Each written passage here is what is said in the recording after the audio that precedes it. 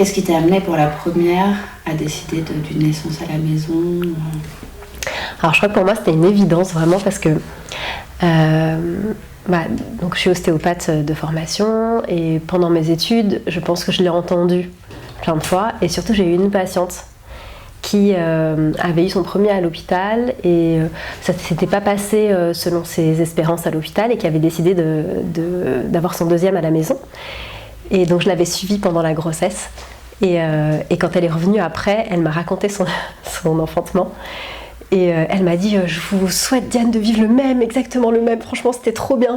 Donc ça a conforté un petit peu ma conviction profonde en fait. Pour moi c'était vraiment évident, il n'y a jamais eu un déclic en me disant ben non, mais pour moi c'était obligatoire que ça serait à la maison en fait.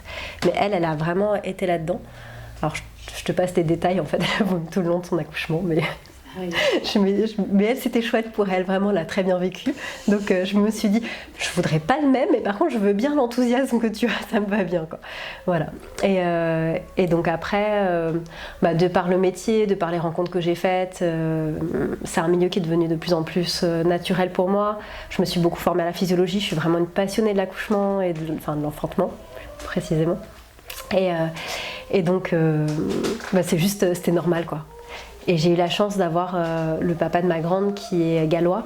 Et au Pays de Galles, ça se fait encore énormément. Enfin, c'est même la base. Il y a beaucoup de distance entre les hôpitaux et les endroits où les gens vivent, parce que c'est beaucoup de campagne. Donc c'est encore plus naturel. C'était même normal, en fait. Donc, c'est bien ça. Ouais, donc ça a facilité grandement le travail. Comment il a vécu, lui, la naissance? Alors... c'est vraiment la grosse différence que j'ai dans les différents enfantements, c'est que pour ma grande, j'ai vécu une grossesse assez seule parce qu'il n'a pas été très investi, c'était bizarre pour lui, il n'osait pas toucher le ventre, enfin voilà, très seul, mais c'était ok pour moi parce que je faisais ce que je voulais en fait et ça m'allait bien. Et en fait, à plusieurs reprises, je lui ai dit viens, on parle de ce qui va se passer, des étapes par lesquelles je vais passer, ce que je vais vivre.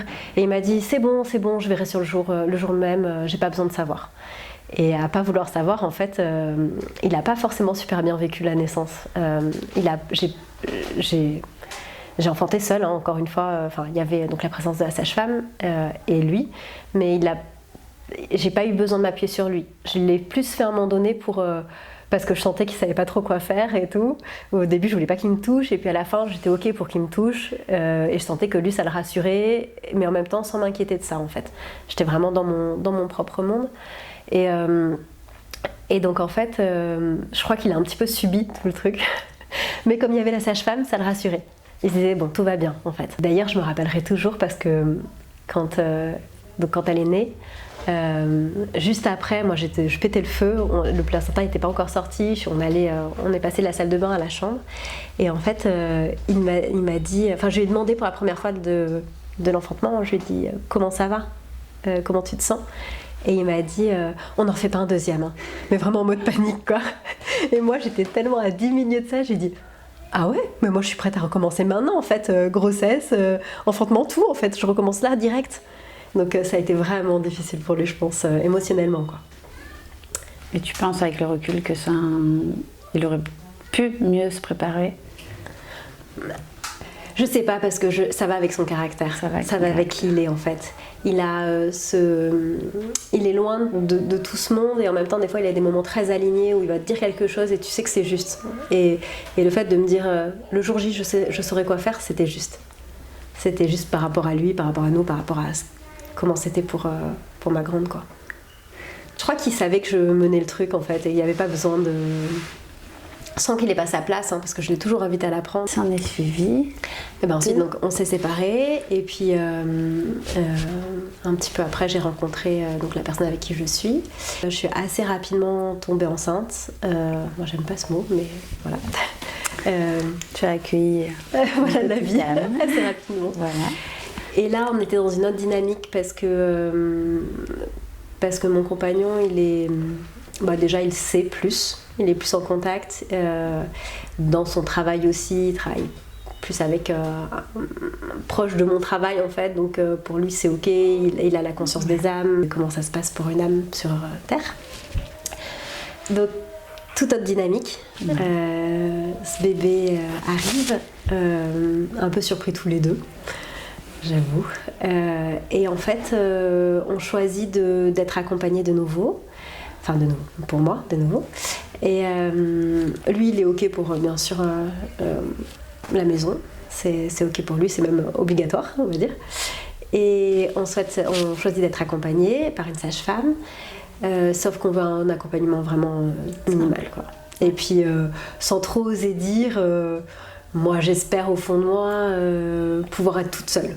Tu as fait le minimum parce qu'il fallait faire le minimum pour être tranquille. Je sais pas trop. T'as raison, c'est ça. Pas forcément nous, mais l'entourage, pour rentrer un peu dans les clous, j'ai envie de dire aussi. Je sais pas si ça peut. Et tu t'es sentie sous pression avec ça? Non, parce que je l'ai vraiment fait. Enfin, même elle m'a dit en fait ça sert à rien que je vienne. J'ai dit mais si, ça fait un petit rendez-vous, c'est sympa, ça prend un moment pour ça, mais voilà. Tu vois. Et en fait, de toute façon, la grossesse c'est pas allé très loin parce que j'ai fait la première échographie. Alors toujours des moments que j'hésite à faire, mais je trouve tellement important pour les papas en fait. Je vois que ça a vraiment son importance, que ça ancre. La visualisation. Ouais, même d'entendre le cœur. Donc on a fait la première écho. Il n'a pas pu être là en plus, c'était période un petit peu sortie de confinement, etc. Donc il était dans la salle d'attente en visio, enfin c'était pas cool quoi, j'ai trouvé pour lui. Mais quand même émouvant pour lui. Pour moi aussi du coup. Et en fait, j'avais choisi de ne pas faire de suivi jusqu'à la deuxième échographie. Et entre-temps, le bébé est parti. Sauf que moi j'ai eu un petit doute juste après justement cette première écho où je me suis sentie pas comme d'habitude. Je me suis dit, il y a un truc qui va pas. Pendant 2 semaines, j'ai un petit peu dit à mon compagnon, il y a un truc qui va pas. Et lui me disait, mais non, franchement, je sens l'âme encore, j'arrive à communiquer encore avec elle et tout va bien, c'est OK pour elle. Donc je lui ai fait confiance là-dessus. Et on a continué comme ça. Et puis en fait, j'ai eu des petites pertes de sang. Je me suis dit, oh, le col bouge un peu. Mais ça, c'était 2 mois après. Et en fait, il s'est avéré qu'on est rentré, c'était Noël. Et on est rentré. En fait, je pense que ce bébé, il avait besoin d'être reconnu par tout le monde. Une fois qu'il a été reconnu par tout le monde, que tout le monde a su qu'il existait, il a pu partir. Je suis allée aux toilettes et là, j'ai commencé à perdre du sang et je savais que c'était fini. Et je savais aussi, alors c'était très curieux parce que je savais que... bon alors pour moi, j'allais enfanter à la maison, c'était hors de question de partir. C'était ce que j'avais prévu pour ce bébé, donc, et c'était OK pour lui. C'était bizarre parce que j'avais à la fois de la tristesse, à la fois de la joie de revivre un enfantement.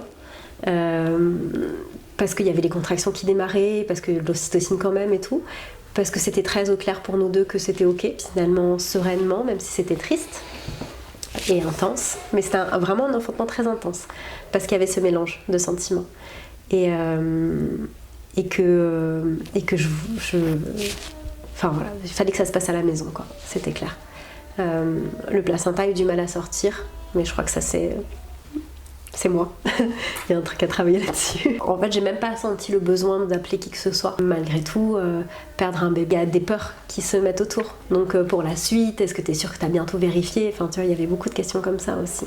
Ça renvoie beaucoup à mon historique familial. Ma grand-mère maternelle a perdu un premier bébé à terme. Ensuite, elle a eu ma maman. Parce que son col ne s'ouvrait pas apparemment, ils lui ont fait une césarienne. Elle ne devait pas avoir d'autres bébés, parce que trop dangereux pour elle. Donc ils lui ont ligaturé les trompes, elle avait une trompe bouchée, ils n'ont ligaturé qu'une trompe, et 15 ans après, il y a eu un bébé surprise. Cadeau. Ma tante. Et avec la pression chez mon grand-père du médecin qui lui dit il faudra choisir entre votre femme ou votre enfant. Ce premier bébé qui est parti, et ça je l'ai appris bien longtemps après, c'était une petite fille, et elle est partie un 8 juin, et moi je suis née un 8 juin.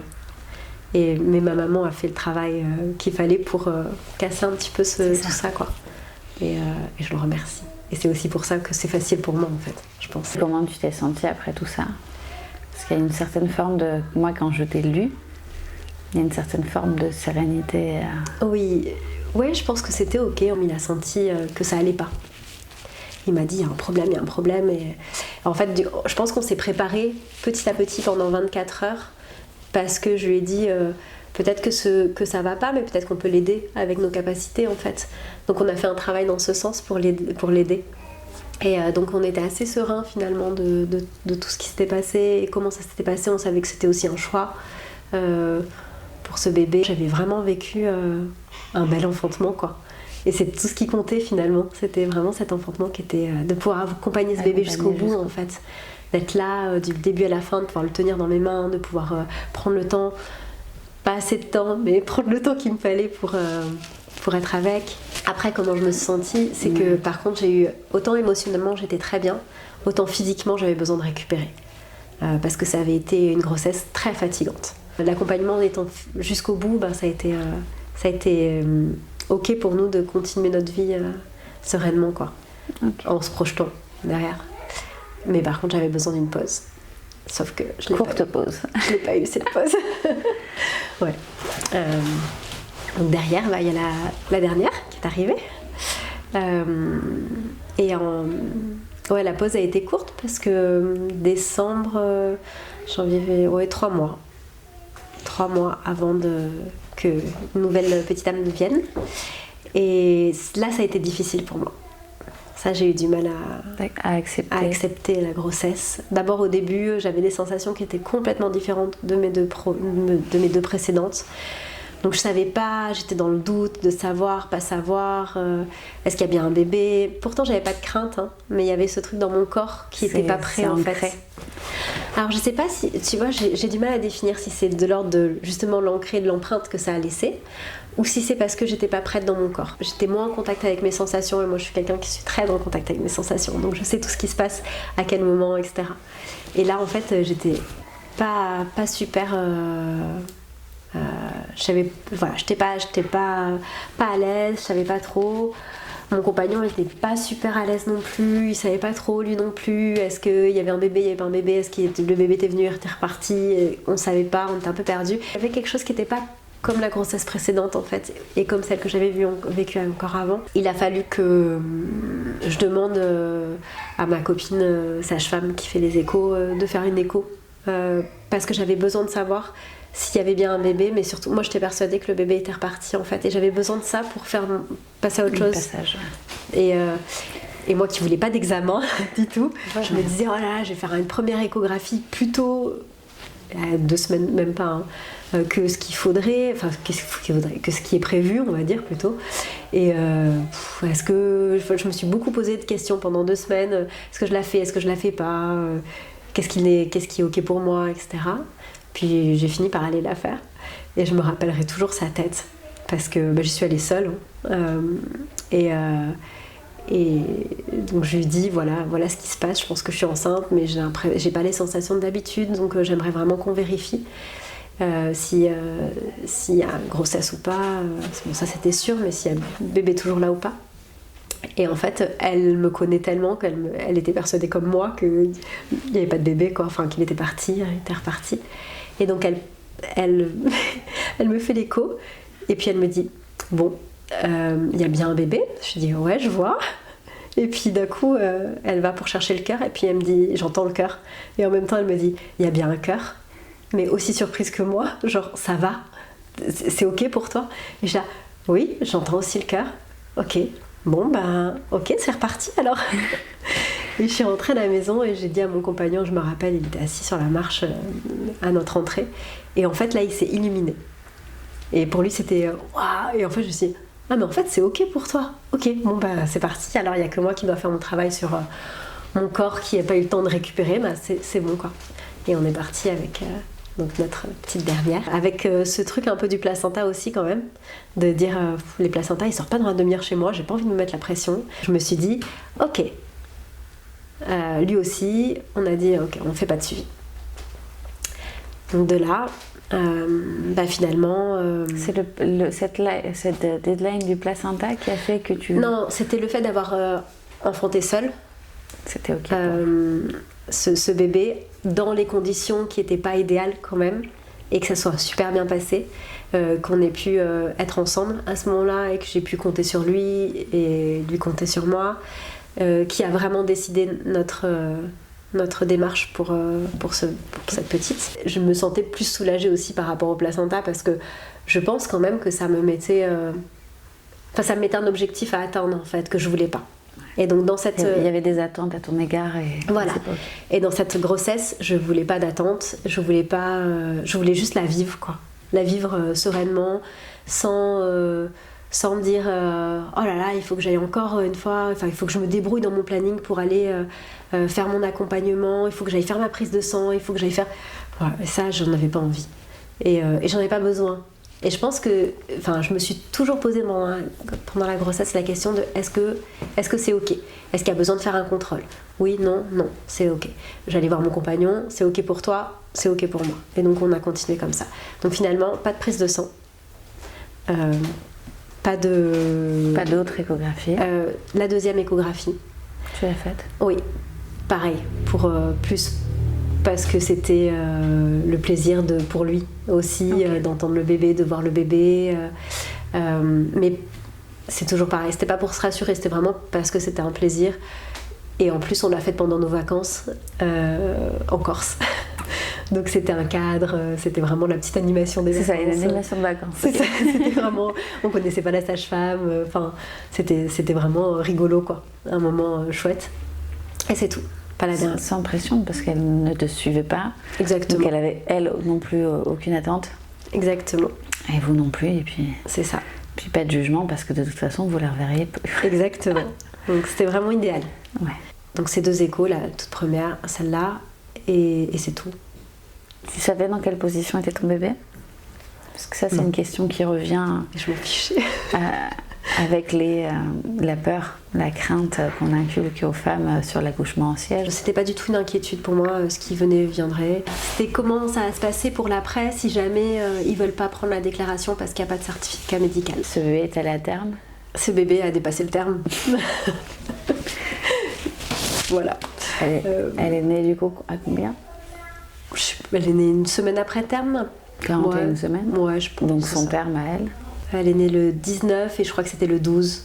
Et encore, je n'étais pas tout à fait d'accord avec la première écho qui avait été faite, donc je suis même pas sûre que... Voilà, mais c'était son terme. C'est ça. J'ai pas senti de... justement, j'avais pas de pression de... oh, mon Dieu, si je dépasse, c'est aussi une limite des sages-femmes à la maison. Au bout d'un moment, on part en hôpital systématiquement, en fait, et c'est... Voilà, moi, j'avais pas cette pression. C'était cool. J'attendais, on n'attendait même pas, quoi. C'était quand elle voulait, et voilà. Deuxième enfantement autonome, comment tu l'as vécu ? Ça a été un enfantement très très challengeant, très difficile pour moi même à accepter après. Autant ma première qui était donc accompagnée, mais dont je me suis jamais reposée sur la sage-femme, finalement j'ai pas eu besoin de me reposer sur elle, et puis ça a été très smooth, très facile. Autant celui-ci, en fait j'ai dû lâcher pendant l'enfantement beaucoup. C'est-à-dire que elle m'a demandé de m'appuyer sur son papa. Et tant que je ne m'appuyais pas sur son papa et que je l'intégrais pas, c'était pas possible. Je ne rentrais pas dans ma bulle. En fait, je suis pas du tout rentrée dans la bulle. Même à la fin, j'avais mon cerveau qui tournait. C'est pas mon caractère du tout en plus. Mais j'avais vraiment... est-ce que j'ai fini de livrer toutes mes commandes et la machine et les trucs que je dis à toutes les femmes en fait. Et je me disais... Pourquoi tu fais ça ? Je sais pas si je me refusais de lâcher, c'est qu'elle avait besoin que je puisse m'appuyer sur son père en fait. Que son père, il me dise ce qu'il fallait faire en fait. C'est rigolo parce que j'avais pas besoin. Mais dans cet enfantement, c'était comme ça. Alors déjà, c'était un enfantement en journée. Et la lumière, ça me perturbe énormément. Et j'ai eu du mal à m'isoler. On a eu beau masquer, etc. Il y avait toujours la lumière et ça a été vraiment difficile pour moi de couper, voilà, de me mettre dedans. Après, j'avais ces trucs qui revenaient.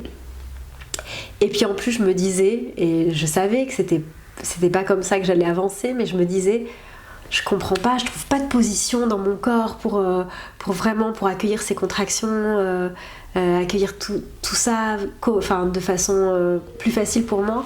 Je trouvais pas de position, je cherchais. Et je me disais, mais pour ma grande, ça allait tout seul, quoi. Je trouvais pourquoi là ça va pas tout seul, et en fait je faisais une genre de comparaison sans le vouloir de ce que j'avais déjà vécu et de ce qui se passait là, et je me suis dit, est-ce que c'est parce qu'il n'y a pas de sage-femme et que je me sens en insécurité? Je me suis dit non, je me sens pas d'insécurité, je suis bien là, de toute façon même s'il y en avait une je l'aurais pas appelée là, donc voilà, c'est pas ça. Et en fait, c'est lui qui a fini par me dire Diane, arrête, c'est pas le même enfantement, c'est pas les mêmes besoins, c'est pas le même bébé. Et ce bébé-là, il a besoin que tu lâches ça, que tu lâches toutes tes connaissances, toutes tes croyances en fait, et que tu sois là avec moi, et qu'ensemble on le fasse, quoi.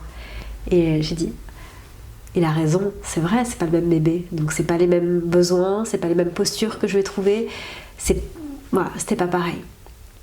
Mais ça a été dur pour moi, parce que je trouvais pas comment me soulager en fait, comment aller vers des vagues douces, intenses, mais douces. Là, c'était, je les subissais, clairement. Et puis, donc, il y a eu cette première étape où j'ai fini par lâcher. Je suis allée sous l'eau, j'avais besoin d'eau, donc sous la douche.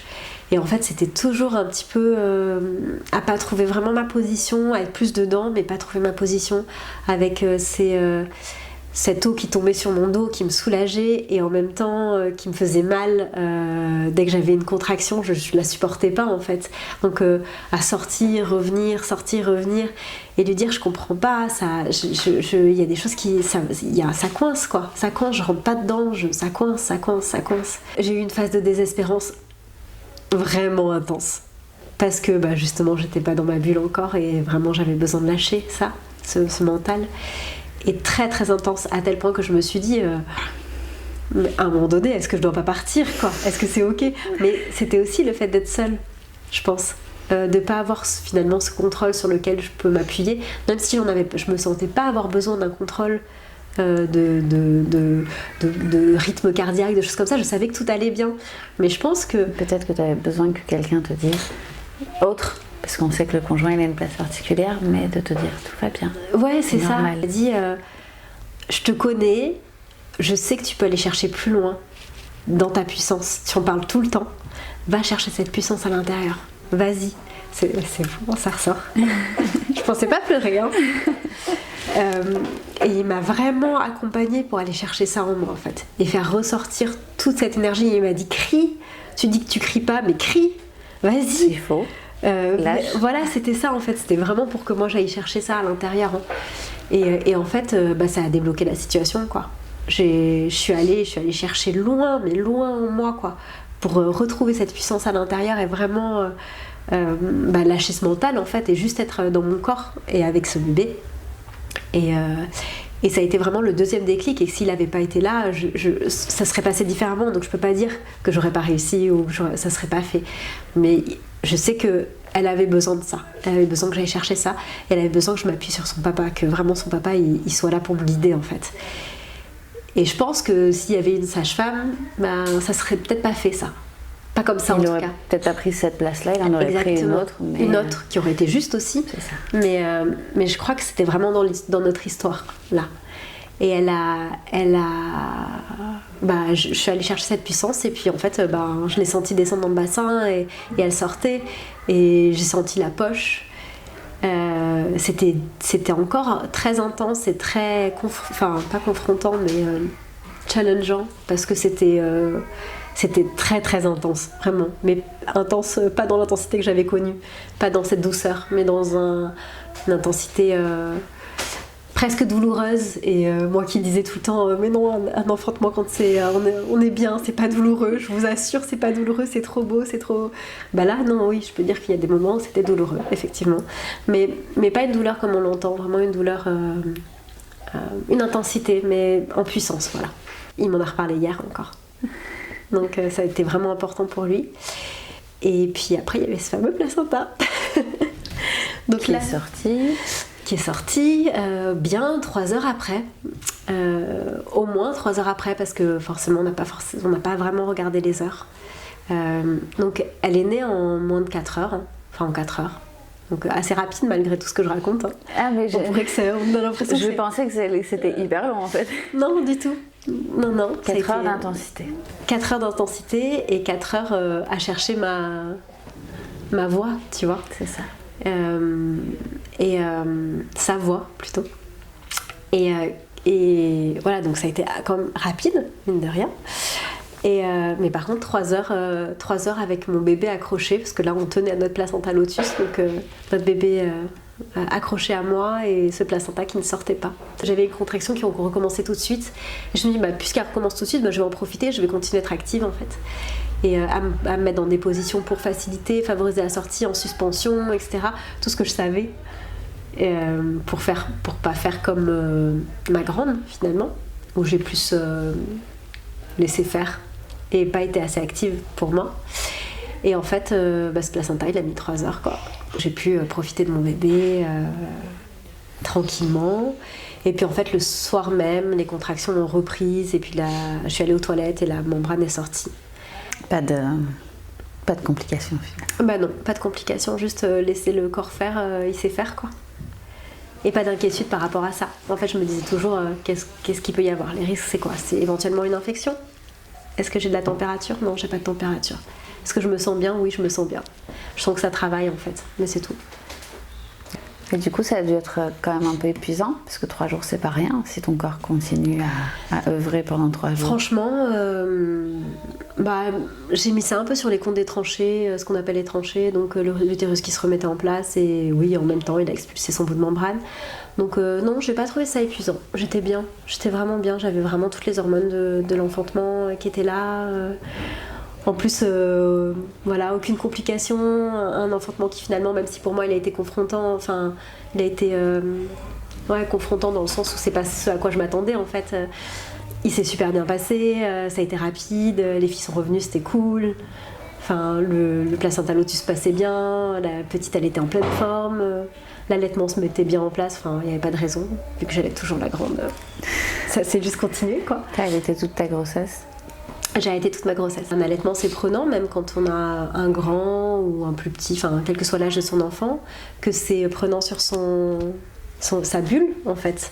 Et que des fois c'est difficile d'avoir un grand collé à soi quand on est déjà en train de créer. C'est ça. Donc si elles se sentent, c'est ok. Si elles se sentent pas, c'est ok aussi en fait. Ton unique crainte finalement de cette naissance, c'était la paperasse. Légalement, pour déclarer une naissance, il faut une déclaration sur l'honneur de la personne qui a assisté à la naissance, donc ça peut être le papa, pour dire qu'en fait il a bien vu un bébé naître, que tout le monde est en vie. C'est ça. Au niveau administratif, malheureusement, les mairies ont rajouté un papier qui est un certificat médical qui doit être fait par une sage-femme ou un médecin qui a vu, qui normalement a assisté à la naissance. Sauf que ce certificat médical n'est pas demandé dans les textes de loi. Quand on enfante de façon libre et autonome, il n'y a pas de personnel médical présent à la naissance et donc on ne peut pas avoir ce papier. Le seul papier que l'on peut avoir, c'est si on se déplace auprès d'une sage-femme ou qu'une sage-femme vient ou un médecin qui est d'accord pour faire une attestation comme quoi il y a bien un bébé, il y a bien une maman, tous les deux vivants, mais qui n'a pas été là le jour de la naissance. Venant d'enfanter, je n'avais aucune envie de sortir de chez moi et aucune envie d'aller voir mon médecin qui était ok. Et j'avais pas non plus envie d'engager la responsabilité d'une sage-femme qui ne m'avait pas suivie et qui avait pas été là pour la naissance. Donc c'était pas ok pour moi non plus. Donc je me suis dit, on va faire sans. Et on verra bien. Moi j'habite à Nice, c'est une grande ville. Je lui ai dit, tu t'énerves pas, tu m'appelles. S'il y a le moindre truc qui coince, tu m'appelles. Et en fait, il m'a appelé. Et il me dit, elle veut pas prendre la déclaration. Elle veut pas prendre la déclaration. Donc je l'ai au téléphone et je lui ai dit je vous ai envoyé les textes et tout. Il dit oui, sauf que mon chef il a demandé au procureur et le procureur il a dit non. Il a dit qu'il n'acceptait pas comme ça et moi je peux rien faire. Si le procureur dit je suis coincée, j'ai besoin de ce papier. Donc elle me dit soit vous allez voir un médecin ou une sage-femme ou qui vous voulez et vous me ramenez ce papier, soit sinon il a bien voulu que il veut bien que vous vous déplaciez. Enfin ça sera ok pour lui si vous vous déplacez avec votre bébé. Et qu'on puisse voir en fait, qu'on puisse vous voir avec votre bébé. Donc là, moi je me dis, bon allez, je vais un peu militer. Et j'ai dit, je suis pas d'accord me déplacer, vous savez, je viens d'enfanter, c'est pas ok pour moi. Puis j'ai mes 2 grandes avec moi, je peux pas les laisser, c'est-à-dire qu'il faut que je prenne ma voiture, c'est pas ok quoi. Mon compagnon étant sur place, donc Elle me dit ouais, mais là j'ai pas le choix en fait. C'est soit ça, soit vous allez faire un certificat médical. Donc je me dis bon, quitte à me déplacer, autant me déplacer directement à la mairie. Donc je lui dis au téléphone, ok, je viens, mais par contre je veux que ça serve.